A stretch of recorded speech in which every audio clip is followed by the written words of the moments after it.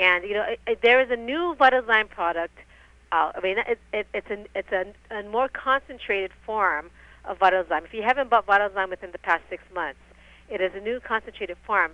And tell us a little bit about the process, if you know, of how we're able to go from having to take something like 30 Vitalzym systemic enzymes for effectiveness if you have a lot of pain to only taking 2 or 3. Well, initially what you're doing is you keep adding every 4 days, because it depends on how much scar tissue you have in your body. I mean, how old are you? I'm 40 plus 4. Okay, so you're 40 plus, so you've had 40 years or more that you've created a whole bunch of scar tissue in your body every time you fell when you were a child, or when you were playing, or when you were a teenager, until you reached probably somewhere between 27 and 35, when all of a sudden you realize you're an adult. And then you started hurting every decade a little more. Well, when you're adding the Vitalzym to your body, you can't say it to go to your knee. It's going to attack any inflammation. It's going to attack any scar tissue that it comes in contact before it gets to your knee. So you stay at that dosage. When you reach a dosage and you go, wow, pain's gone, I feel great. Then you do just the opposite. You start cutting back every 4 days.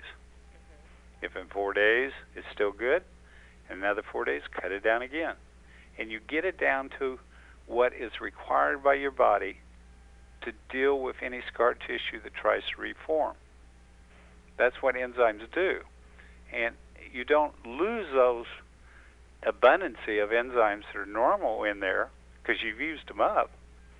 But what you're taking Vitalzym is to fill the reserves up again, because they're constantly eating off scar tissue that you cut yourself or injured yourself 20 or 30 years ago. That's why each decade of life people get sore and achier, is because their enzyme levels are going down, and all the old scars in their body are starting to build up more adhesions, and you just get stiffer and sore as the decades go along, and the enzymes start to reverse it back. Now, on this show, Nip Talk, these women, mostly women, there are of course some men that they portray, but they go in, they have their tummies liposuction, they have their breasts augmented, they have their. That's so stupid. They have. It really is. Well, it's a TV show. They have their butts put in bigger. They put in these little, make your calves look bigger. I mean, all of that cutting. And I'm assuming we don't have too many people like that listening to our radio show, but all of that cutting, even if you've just had breast implants, I mean, I understand those are kind of big. I mean, are you paying for that years down the line for those type of surgeries? I mean, they make it look so easy and so simple. Well, for one thing, when you're talking liposuction, okay, all you're doing is taking subcutaneous.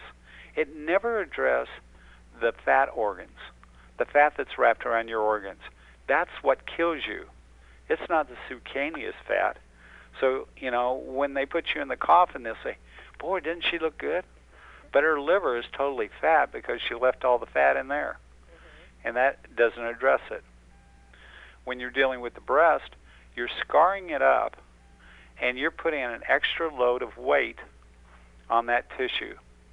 And you're compressing your lymphatics that are in your breast that are designed to take the poisons away from your breast.